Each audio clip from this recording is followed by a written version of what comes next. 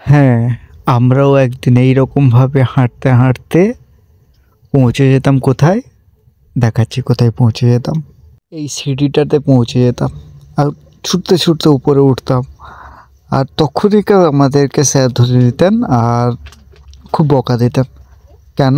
এই জায়গাটায়, ঠিক এই জায়গাটায় আমরা প্রার্থনা করতাম। তো প্রার্থনার সময় আমরা যখন এসে পৌঁছে যেতাম তখন আর বকতেন যে এত লেট হলো কেন। হ্যাঁ ঠিক, আজ এসছি আমি আমার পুরনো স্কুলটাতে। তো গাইস দেখতেই পাচ্ছ স্কুলটা আমাদের গ্রামেই। স্কুলের নাম হচ্ছে কল্যাণপুর হাই স্কুল। আর আজকে সরস্বতী পুজো, তাই জন্য এই সুযোগটা পেলাম স্কুলে গিয়ে পুষ্পাঞ্জলি দিয়ে স্যারেদের সঙ্গে দেখা করতে। তো খুবই ভালো লাগলো।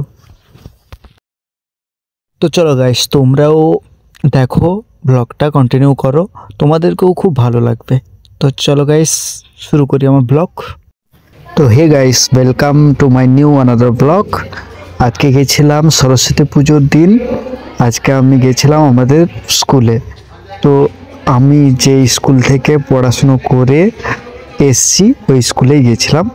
তো স্কুলের নাম হচ্ছে কল্যাণপুর হাই স্কুল।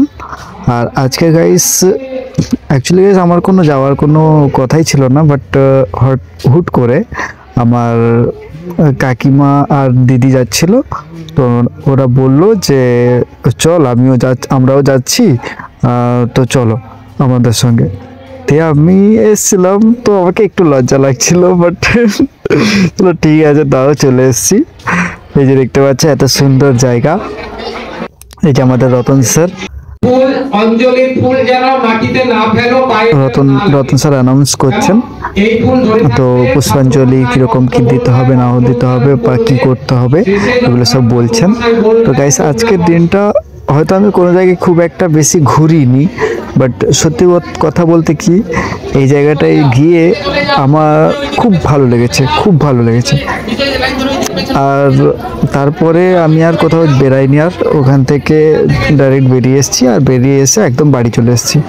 তো গাইস সত্যিকারে অনেক সুন্দর লাগলো আজকে ওই পুরনো জায়গাটায় গিয়ে, পুরনো আমাদের যে শিক্ষালয়, যেখানটায় আমাদের ছোটবেলার দিনগুলো কেটেছিল।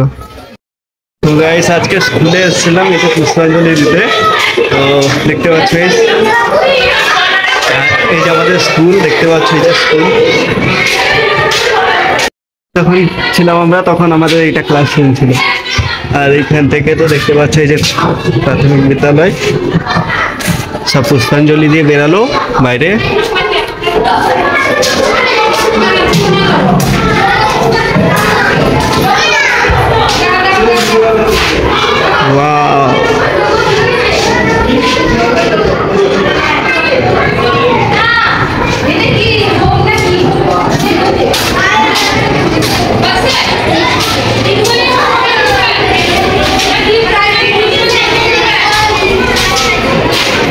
এই পিছনের বেঞ্চে আমাকে সবাই টানতো, খালি বলতো পিছনে আয় পিছনে, তুই সামনে কেন বসবি। এটাও এখানটা আমাদের মনে হয়, এখানটা আমাদের মনে হচ্ছে সাপোজ 8 ক্লাস, হয়তো 8 হবে। 8 ক্লাসটা আমরা হয়তো এই রুমে কাটিয়েছি পুরোটাই, 8 ক্লাসের রুম। আর 5-এ অ্যাকচুয়ালি গাইস 5-এ এটাই ছিল, 5-এ ছিল।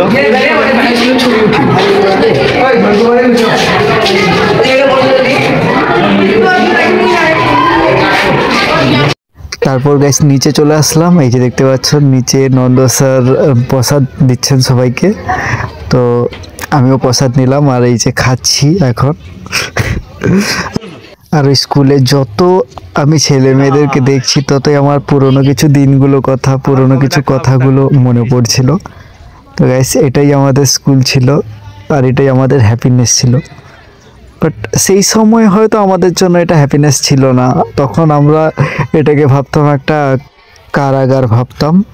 কারণ না, এটা ঠিক যে 5-6-এ যখন উঠেছিলাম সেই সময় এটাকে কারাগার ভাবতাম, 5-6-7-এর দিকে বা 8 পর্যন্ত। বাট 9-10 আমাদের কাছে এটা খুব ভালো একটা খুশির দিনগুলো ছিল। কলটা জল পড়ে না, না খারাপ হয়ে গেছে একদম না, মাঝে মাঝে এই জলটা, এই কলটাতে আমরা হাত মানে বাসনপত্র ধুতাম। বড় হ্যাপিনেস ছিল এই জায়গাটা। তো এখন গাইস সত্যিকারে এই যে দেখতে পাচ্ছ কত সুন্দর মেয়ে, ছোট ছোট বাচ্চা মেয়েগুলো কত সুন্দর শাড়ি পরে এসছে, আর ওখানে ঘাট আছে, পুষ্পাঞ্জলি দিয়েছে ওরা।